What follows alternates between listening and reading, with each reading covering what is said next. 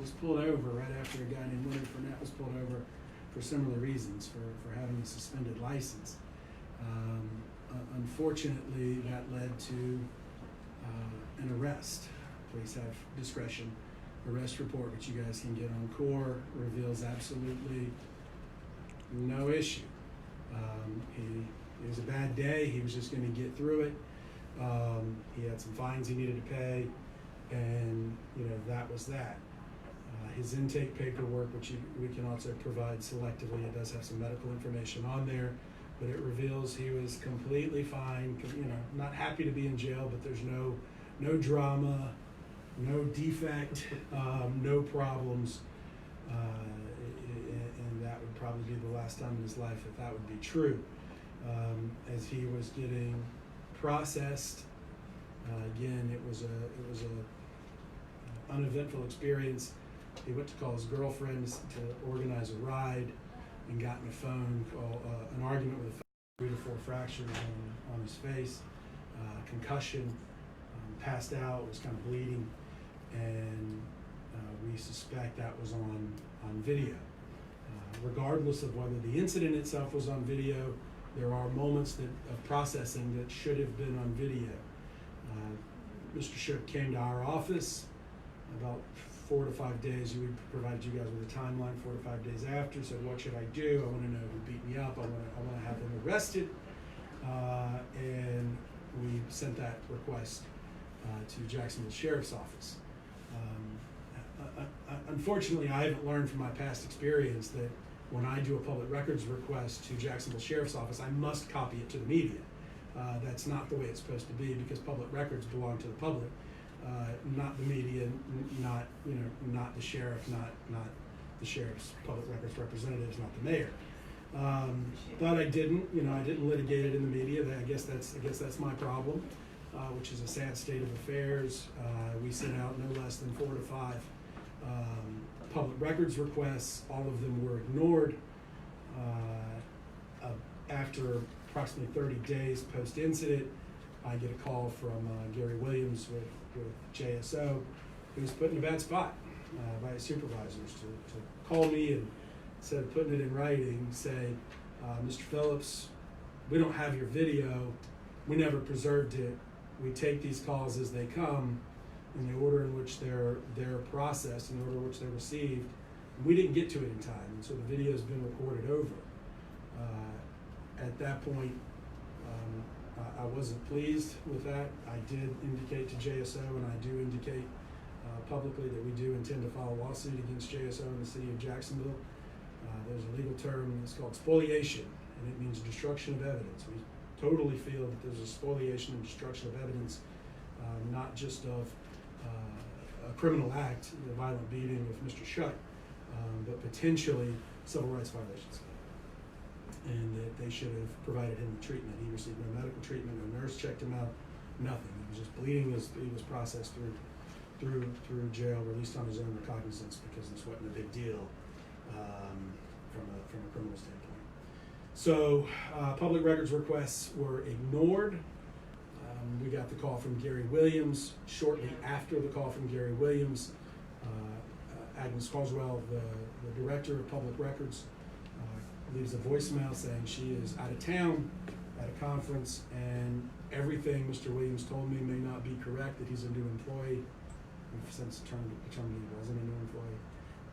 And Monday's a holiday, but they'll get back to me on Tuesday. The next thing I receive is a letter from Stephen Powell with the General Counsel's office. Mr. Powell, incorrectly, in my legal opinion, indicates that in fact videos are not public records, and that we have no right to it. It's one of the worst decisions I've ever personally have ever seen. I know that not to be true. In fact, just 2 years ago, the Sheriff Williams had a press conference about sending me a $317,000 bill, and he indicated the exact opposite. So here we are, a victim with no answers, doesn't know who beat him up. The video that may show that has been destroyed. We've essentially been denied by JSO that anything ever happened. And we've got a man who just wanted to get through a bad day, and he was mercilessly beat up, and his jaw was wired shut. So there are, you guys know the public records laws as well as anybody because you do request. Under Section 119, there's no issue here. The sheriff's office must turn it over. They shall turn it over. In the event of a criminal investigation, they got to save it and label it as a statutorily exempt. They've done none of the above. There are criminal penalties that potentially are provided for things like this. It's upsetting, and it sets a terrible precedent that I mean, as we approach the body camera era in Jacksonville, that they can just say, "Oops, we didn't get to it because we're too busy." And I don't accept that argument either, because here's the thing: we have to pay for the public records. We have to pay for the research. This isn't city employee money, as we saw with the $317,000 bill we got. We're the ones paying for it, and yet it can't be issued. So. With that, we'll take questions. Back to spoliation. Did you document or write a letter to JSO or City of Jacksonville asking them not to destroy the evidence? Yes, we provided five letters. So under the law, merely requesting it provides notice that we want it. So you don't have to be that specific, but you'll see in the 4 to 5 letters, particularly the one for me, I'm like, hey, hold on to it. Because, we don't know what we don't know. We saw it in Myra Martinez's case, who was beaten in the pretrial detention facility. We don't know where the cameras are. And we can't send in a team. I mean, with the PTDF, you can kind of look in and say, okay, there's a camera and there's a camera. And remember in that case, media was given video promptly, in fact, before the victim. And they sent a sketch of where everybody was, including the cameras. And it seems they get to make the decision on when public records are distributed and when they're not. So to answer the question, I've never done 4 to 5 records. Usually I just send one, but I was bothered by the silence here. And different people in my office were too, and so we all kind of sent one.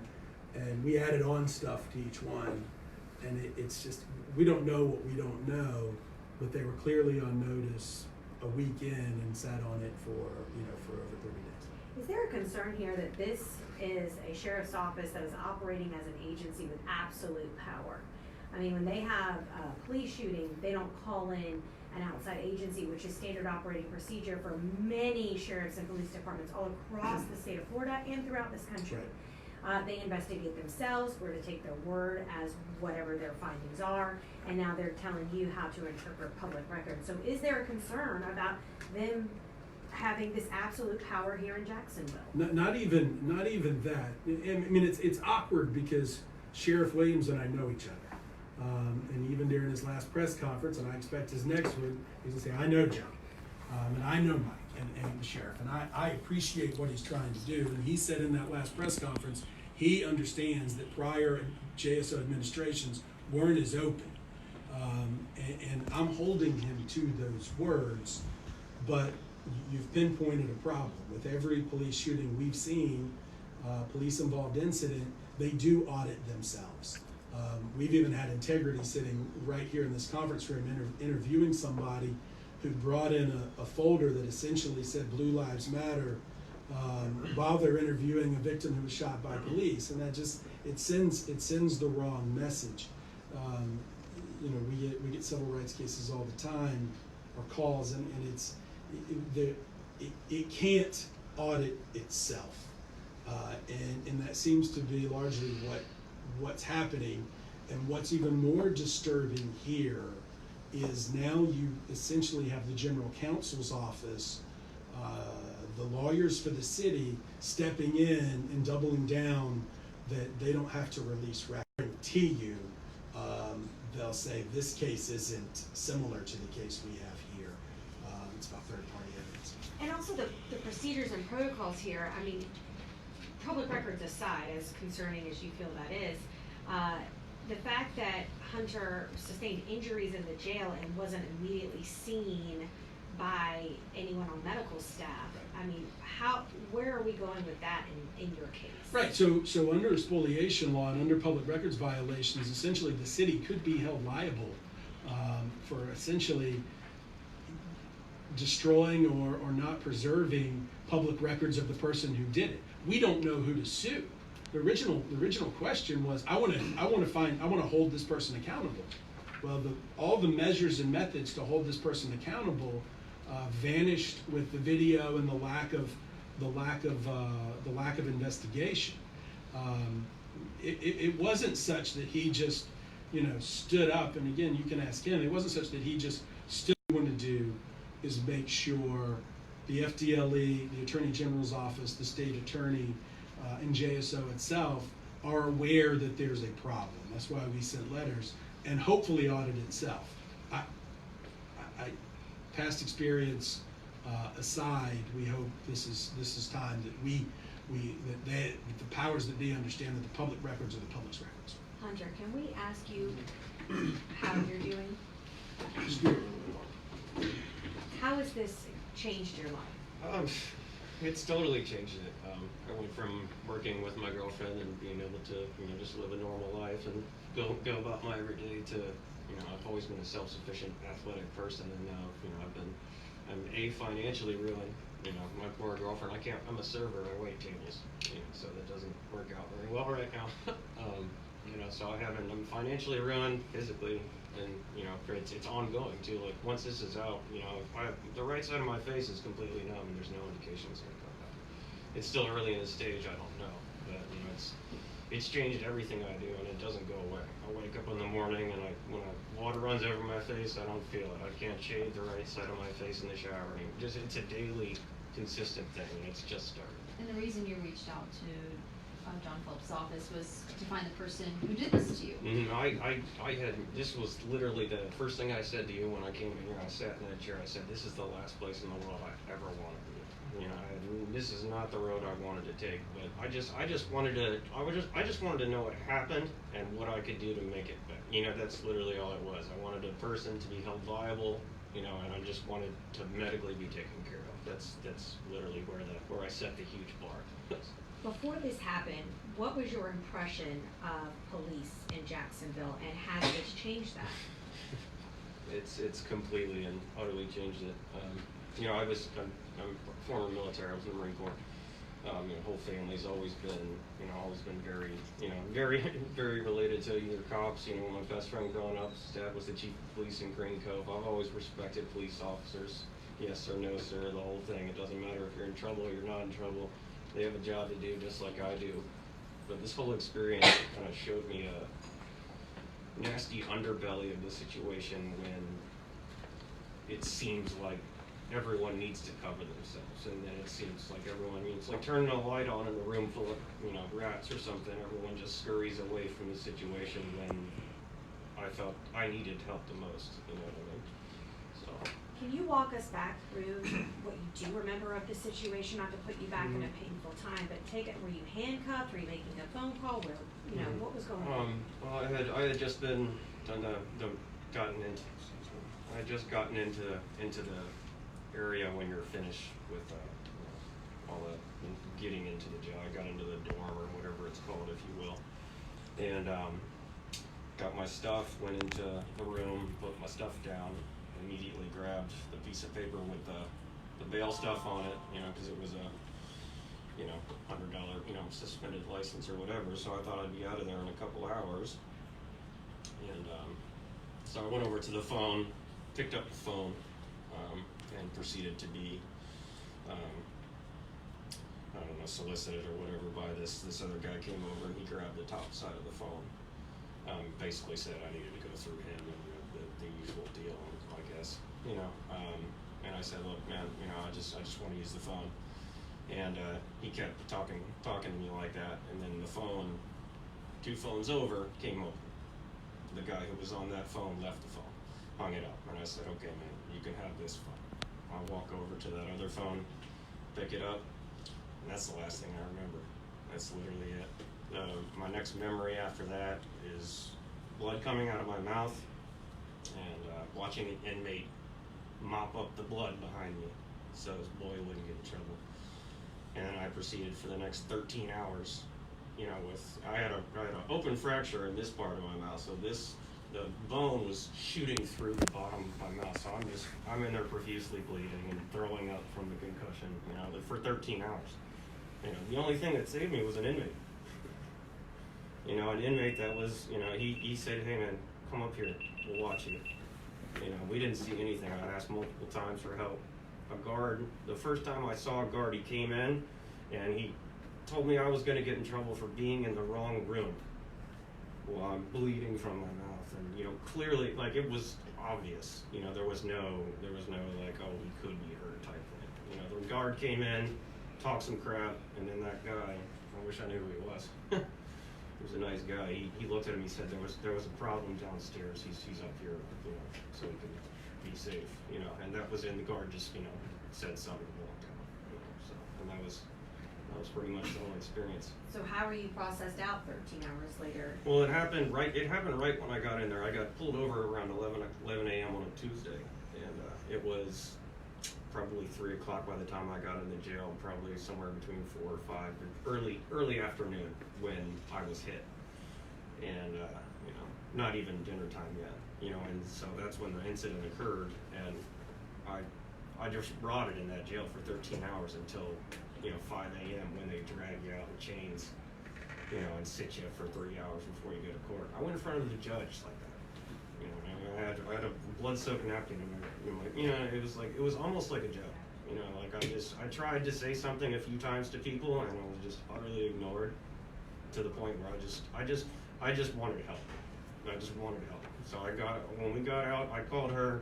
I went straight to the bar and had a shot, went straight to the ER, you know, literally within an hour or two from leaving jail, you know, and then they took the CAT scan and, you know, said, holy shit, said holy crap, you know, and then ambulance me downtown, you know, and I had 7-hour surgery, so I stayed in the hospital for however long. Which does bring up another point, you know, anything you guys can do to help us find people that saw or know about this. You know, if JSO is not going to give us information, maybe somebody was there. You know, the Good Samaritan does exist. The person that helped him, you know, may see this, and you know, we would like information. And John, what is the rule here? Okay, let me ask. What is the rule when it comes to someone being in the jail's custody? Because I understand at this time, he was a person in the custody of the police, the sheriff, inside that jail, correct? So do they bear any responsibility for what happens to him while in their custody? They do.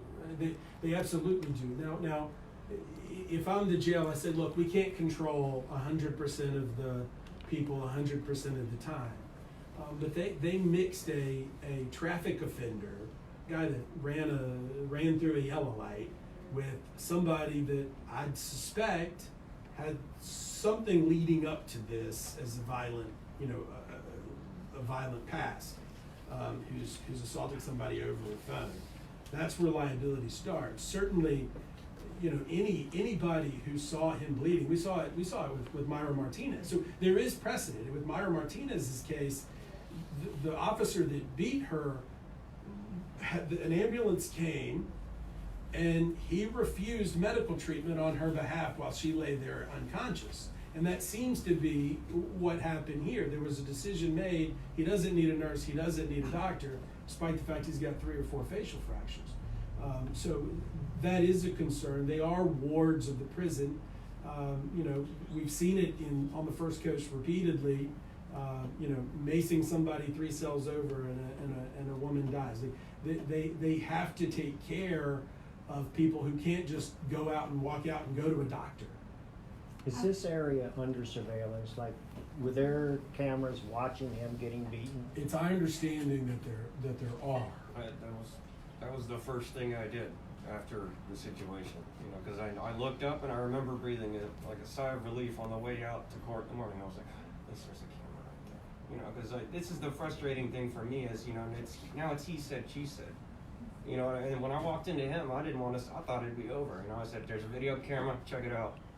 You know, now it's my word against, you know, people whose word matters a lot more normally. You know, When all we did was ask for the video, you know, again, it bothers me to my core that to get a public records request answered, and there's been many an article written and many a story aired about public records request issues in this city, and to think that I need media to go demand a press conference is preposterous. It should be a simple exchange. And we know from past that it's not. And I don't get it, that this video would have answered so many questions, and the failure to preserve it within 30 days and it just happened to get it recorded over only begs more questions. And I'm not a conspiracy theorist as I sit here, but dang it, this is concerning. But do you have recourse without the video? Can you still sue the city Yes. and the? We're gonna basically, because of the records violations and the stuff which you mentioned, which is where they fail to protect a ward of the state, our plan is to pursue the city pursue JSO as if they're standing in the shoes of the person that beat it. Now, maybe this press conference will reveal information about the person that beat it, but that's not how it's supposed to work. After submitting the public records request multiple times, what was the excuse that they gave you for not being able to release any of the video? They gave me no excuse until after the 30 days. I got no response other than it's under investigation, and we'll get back to you. Until, gosh, after my second letter to the sheriff, where we got the public records response the 11th, so 2 days ago, that said, no records, no records, no records, no records.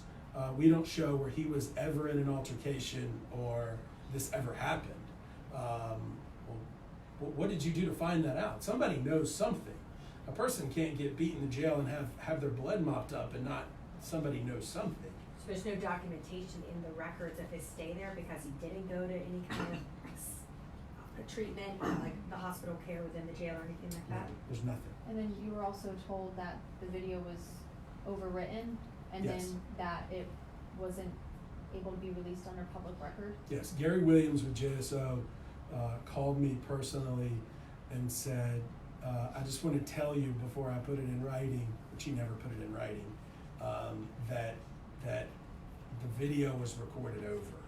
And we process these things in the order in which they're received. And I said, you received it 4 or 5 days after the incident, and this is the most important thing to him. You know, you talk about justice delayed is justice denied. Good. So then after that, Agnes Carswell, who runs the division, called and left a voicemail, which we've sent to you, where she says, you know, Gary's wrong. Don't believe Gary. He's new, even though his LinkedIn says he's been there 2 years. He's new. We'll get you what we got. We haven't even looked yet. Well, that's 30-something days after.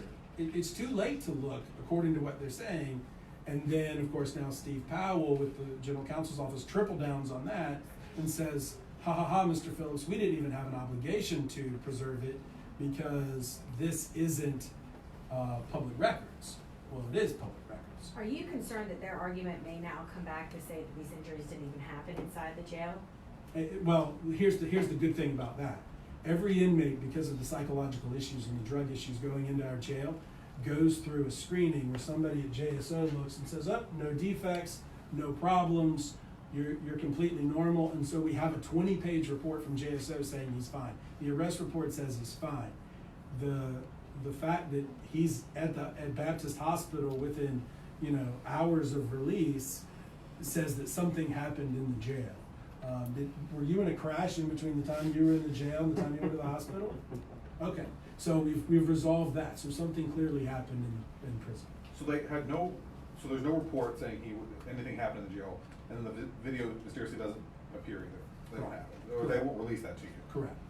Clearly, there's an issue, and it's been going on for quite some time. I know I've asked for simple requests, and it's taken a while to get them. I'm still waiting on one from a couple months ago. Is it the volume? What do you suggest that we can do? Do you have any suggestions on how we can fix this, or is it just a matter of fact of being more transparent? So we're sitting here today and we have two members of the media addressing issues with the Public Records Department at JSO, and an attorney who handles these cases. Is that not a problem in and of itself?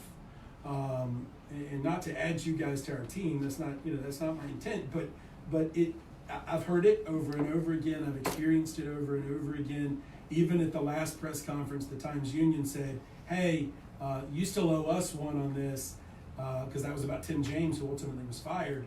And they said, oh yeah, let me get that to you. They said it in the press conference. I saved it.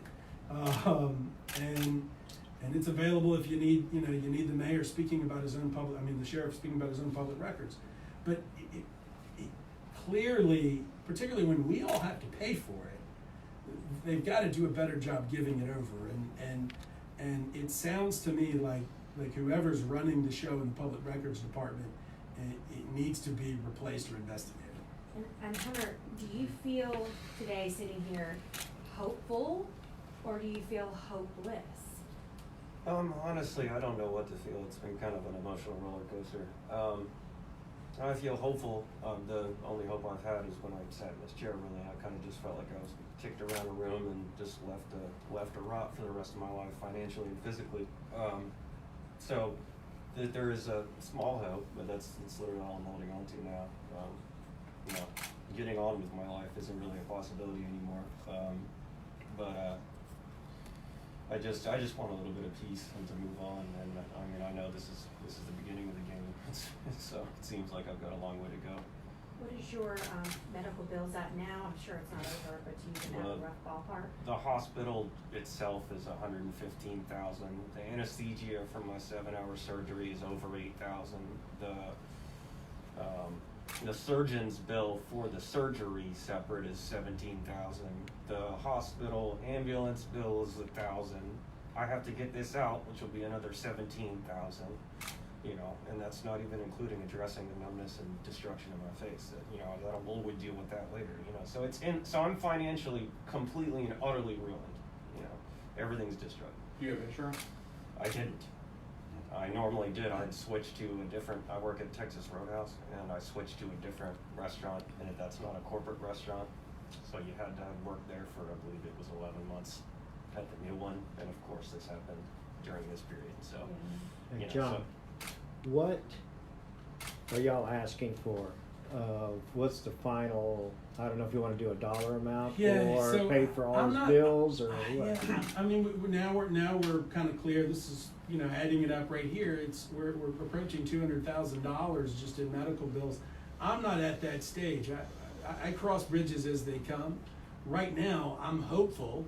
I have a saying around here: justice is spelled one way, but it's defined many different ways. And we're sitting at a table where everybody seems to be talking about public records issues in Jacksonville. And I'm hopeful that there's some expert. Look, just because something's recorded over also doesn't mean that it doesn't exist. There's ways to retrieve it. And what I'm doing, I'm hoping, is I'm challenging Sheriff Williams, which is absolutely ridiculous that we have to do it in this format. But I'm challenging and informing Sheriff Williams, hey, I've sent you letters. Those didn't seem to get a response or a phone call. Maybe this form will. I want you to see the face of somebody who was beaten in your jail and has their mouth wired shut. We know the challenges they have outside the walls of the pretrial detention facility, but it seems like they have JSO has problems with what's going on inside. And so we'll address lawsuits as they come. They will be coming, but I'm still putting lines in the water that we find out more information and witnesses come forward, because this can't happen. What's the message here?